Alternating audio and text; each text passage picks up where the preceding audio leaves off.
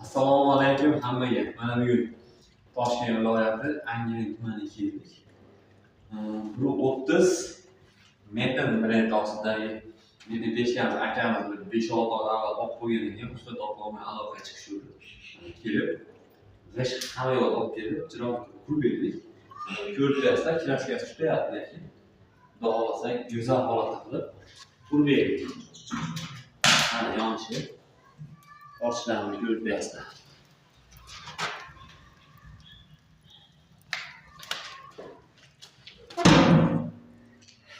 Keyin akalar bizga metin pechka deb aloqaga chiqmaydi. Bizda metin pechka yo'q. Akamiz olgan ekan, просто qurib berdik xolos. Orqa tomondan ko'rpasi.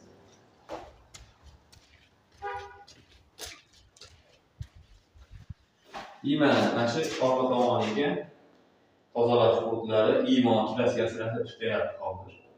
Mana shu ko'rinishi. Yoqsa bo'lsa like deb bosamiz. Xudo xolasa pastga nomini qoldirib ham aloqaga chiqarasizlar.